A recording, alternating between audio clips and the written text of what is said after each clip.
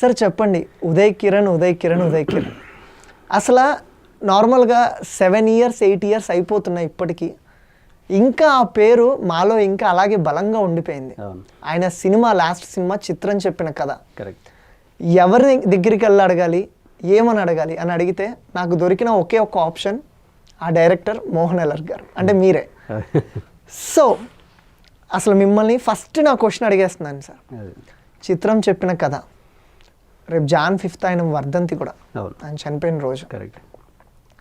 ఆ సినిమా గురించి అసలు ఆ సినిమా మీరు ఎప్పుడు రిలీజ్ చేస్తారు, అసలు రిలీజ్ చేస్తారా మా కోసం చేయరా? మీ అభిమానులందరి కోరిక మీద త్వరలో విడుదలయ్యేందుకు అన్ని ప్రయత్నాలు చేస్తున్నాను నేను. ఒంటరి పోరాటం అని చెప్పను, కానీ మీ అభిమానులు కూడా చాలామంది ముందుకు వచ్చారు. మేము సాయనంత మా తోచినంత సాయం మేము చేస్తామండి. మీరు ఖచ్చితంగా ఈ సినిమా రిలీజ్ చేయాలి, ఆయన ఆత్మశాంతి కోసమైనా దీన్ని రిలీజ్ చేయండి, ఏం అడ్డంకులున్నాయి చెప్పండి, మేము తలోకి చేయేస్తామని వచ్చారు. సో మాటలు జరుగుతున్నాయి, దానికి ఒక ఫుల్ స్టాప్ అనేది త్వరలో పడుతుంది. మేబీ ఈ వారంలోనూ కూడా పడవచ్చు. నిర్మాతతో కూడా సంప్రదింపులు, ఫైనాన్షియల్తో ఎవరైతే దీనికి సహకారం అందించాలో వాళ్ళందరితో కూడా మాటలు జరుగుతున్నాయి. ఎనీ టైం గుడ్ న్యూస్ ఉండొచ్చు. అట్లీస్ట్ January 5 ఆయన వర్ధంతి రోజున డేట్ అనౌన్స్ చేసి ఒక 1 month అటు ఇటుగా, ఎందుకంటే అన్ని పెద్ద సినిమాలు ఉన్నాయి ఈ టైంలో. డైరెక్ట్గా ఓటీటీలో చేయడానికి ఈ సినిమాకి అవకాశం లేదు, ఖచ్చితంగా థియేటర్లో రిలీజ్ చేయాల్సిందే. రిలీజ్ చేస్తేనే కానీ, పాత సినిమా కాబట్టి 30 థియేటర్లు మినిమం థియేటర్లు రిలీజ్ చేస్తేనే ఓటీటీ తీసుకుంటున్నారు ఇప్పుడు, దాంట్లో ఉన్న అప్లాజ్ని బట్టి.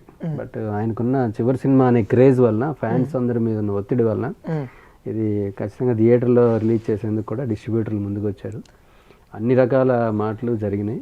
ఎనీ టైం దీనికి ఒక డేట్ అనేది అనౌన్స్మెంట్ జరుగుతుంది. సార్ జెన్యున్గా చెప్పండి, ఇన్ని సంవత్సరాలు మీరు ప్రయత్నిస్తూనే ఉన్నారు, ఇన్ని సంవత్సరాల్లో అవ్వని ఆ ప్రయత్నం ఈ సంవత్సరంలో అయిద్దంటారా? అంటే ఇప్పుడు దీనికి మెయిన్ ప్రాబ్లం ఏంటంటే, సినిమా అనేది ఒక వ్యాపారం. దీన్ని ఒక పద్ధతి ప్రకారం చేసుకుంటూ వెళ్తే ఇప్పటికి ఎప్పుడో రిలీజ్ అయిపోయింది. వ్యాపారంలో ఉన్న మెళుకువలు తెలుసుకుని దానికి వచ్చే అడ్డంకుల్ని అధిగమించాలన్న ఒక సత్సంకల్పం, దృఢ నిశ్చయం ఉంటే ఎప్పుడు రిలీజ్ అయిపోయింది. ఒక చిన్న ఈగో క్లాష్ వలన ఈ సినిమా అలా ఆగిపోయింది. ఫైనాన్షియర్కి ప్రొడ్యూసర్కి ఉన్న ఒక ఈగో క్లాష్లో నలిగిపోయింది. ఓకే. ఆ ఫైనాన్షియరు మా ఇంటికి వచ్చి డబ్బులు తీసుకున్న ప్రొడ్యూసరు కట్టాల్సినప్పుడు ఎవరెవరితోనో ఫోన్లో ఎందుకు చేస్తున్నాడు, మా ఇంటికి వస్తే నేను రూపాయి కూడా అడగను అనే పరిస్థితిలో ఆవిడ మాట్లాడుతుంది. ఓకే. సో ప్రొడ్యూసర్ ఏమన్నాడంటే, నాకు సినిమా రిలీజ్ ముఖ్యము, ఆయన ఆత్మశాంతి ముఖ్యం, నేను కూడా ఆయన ఒక అభిమాని కాబట్టి రిలీజ్కి ఏమైనా అడ్డంకులు ఉంటే మీరందరూ మాట్లాడండి, నేను దానికి సహకరిస్తాను, ఆవిడకి ఎలా కావాలంటే అలా నేను కొంతైనా అమౌంట్ రెడీ చేసి ఇస్తాను అన్నట్టుగా ఉంది. ఇద్దరికి మధ్య ఉన్న ఈగో క్లాష్ వలన ఇన్ని సంవత్సరాలు నలిగిపోయింది సినిమా. ఓకే. ఇప్పుడు ఫైనల్గా ఆ ఈగో పోయి మళ్ళీ ప్రేమ, వాళ్ళలో పోయిన ఒక ఫ్రెండ్షిప్, అంటే ఫ్యాన్స్కి కానీ మా ఉదయ్ కిరణ్ గారి ఆత్మశాంతికి కానీ, అదే ఫైనల్గా ఆత్మశాంతి జరగాలనే అందరి కోరిక. ఉదయ్ నిజంగానే lover boy next door.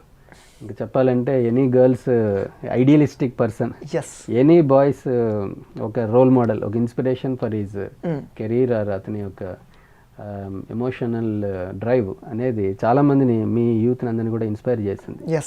And still it is a haunting memory for every one.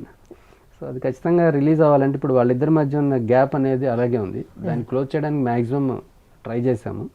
Any time that's going to come to an end. ఆవిడ ఎవరి ద్వారా అయితే దానికి దగ్గరగా రిలీజ్కి సహకారం చేస్తుందో వాళ్ళతో కూడా మాటలన్నీ జరిగినాయి. Okay. So any time I'm expecting a good news. మీరు చెప్పండి, అంటే మీ ప్రాబ్లమ్స్ ఫ్యాన్స్ అడుగుతున్నారు కదా సార్, దీనికి ఉన్న అడ్డంకులు ఏంటి, ప్రాబ్లమ్స్ ఏంటో మాకు చెప్పండి, మేము క్లియర్ చేస్తాము, మాకు చేయవలసినంత సహాయం మేము చేస్తామని ఫ్యాన్స్ అంటున్నారు. మరి అలాంటి ఫ్యాన్స్ కోసం మీరు ఏం చెప్తారు సార్? ఫ్యాన్స్ ఇప్పుడు నేను కూడా ఏం చెప్తున్నానంటే, ఈ సినిమా ఖచ్చితంగా ఫ్యాన్స్ వల్ల మాత్రమే రిలీజ్ అవుతుంది. ఎందుకంటే అభిమానుల కోరిక మీదనే ఈ సినిమా అనేది ఇంకా బతుకుంది. చెప్పండి, ఎక్కడ ధర్నా చేయాలంటారు, ఎవరి దగ్గరకు వచ్చి మేము నిరాహార దీక్షలు చేయాలంటారు? అలా కూడా చాలా మంది అడిగారు. యాక్చువల్లీ ఫిలిం ఛాంబర్కి వచ్చి మేము ధర్నా చేస్తాం, రోడ్ అంతా బ్లాక్ చేస్తాం, జూబ్లీ చెక్ పోస్ట్ అంటే అలాంటివి చేయొద్దు దయచేసి. అది ఉదయ్ కూడా, అతని ఆత్మ కూడా ఎంకరేజ్ చేయదు. ఇది చేయాల్సిన పద్ధతిలో చేస్తే ఒక గంటలో అయిపోయే పని. ఓకే. కానీ దాన్ని ఆ పద్ధతి ప్రకారం మనం నడుచుకుని పెద్దవాళ్ళ మాటలు వింటే ఇది ఎనీ టైం ముందుకు వచ్చి. ఆ పద్ధతి ఏంటి సార్ మాకు తెలిస్తే? మా నమ్మకం అంతా మీరే. అంటే నేను అదే చెప్తున్నా కదా, ఇది వ్యాపారం. సినిమా అనేది ఎంత కళాకారులు వాళ్ళ హృదయం పెట్టి, డైరెక్టర్లు వాళ్ళకు ఒక ప్యాషన్తో ఎన్నో కళల మీద అవగాహన తెలుసుకున్న ఎంతో మ్యూజిక్ డైరెక్టర్ మంచి సాంగ్స్ ఇచ్చి blockbuster hit songs beautiful hits 5 star రేటింగ్లో ఈ రోజుకి కూడా మంచి మెలోడీ మంచి Extraordinary నెంబర్ ఆఫ్ టైమ్స్ వినే విధంగా ఉన్నాయి. అవును. సో అది అట్లాంటి ఒక మాస్టర్ పీస్ అనేది రిలీజ్ వస్తేనే బాగుంటుంది. అది త్వరలో అవుతుందని నేను అనుకుంటున్నాను. ఎందుకంటే ఐఎమ్ పుట్టింగ్ మై 100% ఎఫర్ట్. 100 కాదు 1000 అని చెప్పాలి.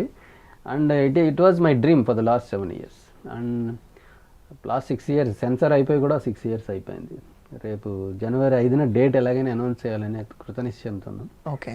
So mostly I'm hoping for the best.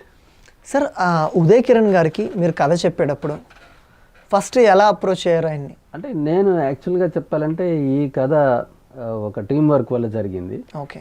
And ఈ కథని అంటే బేసిక్గా ఈ చిత్రం చెప్పిన కథ అనేది స్టార్టింగ్ డామిట్ కథ అడ్డం తిరిగింది అనే ఒక టైటిల్తో స్టార్ట్ అయింది సినిమా. ఓకే. డామిట్ కథ అడ్డం తిరిగింది, అది దీని అసలు టైటిల్. ఓకే. సో దాంట్లో ఉన్న స్టోరీ లైన్ ప్రకారంగా దీని ఫస్ట్ స్టోరీ డిస్కషన్లో మన రైటర్ నరేష్ కానీ ప్లస్ ఉదయ్ కిరణ్ గారు కానీ మన సుధాకర్ అని ఇంకో డైరెక్టర్ ఉండేవాడు. ఫస్ట్ సినిమా ఓపెన్ చేసి సుధాకర్తో ఓపెన్ అయింది ఈ సినిమా. ఓకే. దీని తర్వాత సినిమా విశ్వం అని ఒక సబ్జెక్ట్ నాకు హ్యాండ్ ఓవర్ చేశారు. నేను యాక్చువల్గా విశ్వం సినిమాని డైరెక్ట్ చేయాలి ఉదయ్తో. ఓకే. సో బట్ ఈ సినిమా రన్నింగ్లో ఏంటంటే మనం డైరెక్టర్ స్పాన్లో ఉన్నా షూటింగ్లో ఉన్నా కానీ దీని స్క్రిప్ట్ పరంగా కొంచెం అటు ఇటుగా ఉంది, దీన్ని ఎలా మార్పులు చేర్పులు చేయాలని మళ్ళీ ఉదయ్ గారితో కూర్చుని నరేష్ గారు పూర్తిగా సబ్జెక్ట్ని మొత్తం రీరైట్ చేసి నాకు ఈ సినిమా రన్నింగ్లో ఉన్నప్పుడే ప్యారలల్గా తమిళ సినిమా ఒకటి రన్నింగ్లో ఉంది, జయచిత్ర గారు అబ్బాయి హీరోగా. ఓకే. అమరీష్ అని అతను సెకండ్ మూవీ. సో అది నాకు ప్యారలల్గా చెన్నైలో రన్నింగ్లో ఉంది. ఒకేసారి ఏబిఎంలో ఈ సినిమా ఓపెనింగ్ జరిగింది. ఓకే. సో ఆ షెడ్యూల్లో నేనేంటంటే సరే ఈ సబ్జెక్ట్ మొత్తం కూడా దీని స్టోరీ లైన్ అంతా నరేష్ మీదే బాధ్యతను పెట్టాం. సో స్క్రిప్ట్ కూడా మొత్తం ఉదయ్ గారే దగ్గరుండి చూసుకుని అప్పుడు మున్నా గారు, ఉదయ్ గారు, నరేష్ అండ్ మున్నా కాశీ చాలామంది దీని స్టోరీ లైన్ మీద వర్క్ చేశారు. తర్వాత ఆఫ్టర్ షూటింగ్ జరుగుతున్న టైంలో కొన్ని మార్పులు చేర్పులు ప్యారలల్గా తమిళ వర్షన్ చేయాల్సి వచ్చినప్పుడు తమిళ డైలాగ్స్ అంతా నేను తమిళ్ కావాల్సినట్టుగా నేటివిటీకి మార్చుకోవటం. సో ఇది 2 prints ఉంది, తమిళ్లో కూడా ఉంది ఈ సినిమా. అక్కడ కూడా రిలీజ్ అవ్వలేదు సార్? అవ్వలేదు, 2 prints అలాగే ఉన్నాయి. 2 prints తెలుగు తమిళ్ 2 prints కూడా ఓటీటీ వాళ్ళు కానీ చాలా కాలం అడిగారు. జీ వాళ్ళు అడిగారు, ప్లస్ అమెజాన్ వాళ్ళు లాస్ట్ ఇయర్ కూడా అడిగారు. లాస్ట్ ఇయర్ ఆల్మోస్ట్ రిలీజ్ మూమెంట్లో మళ్ళీ ఒక చిన్న బ్రేక్ వల్ల ఆగాము.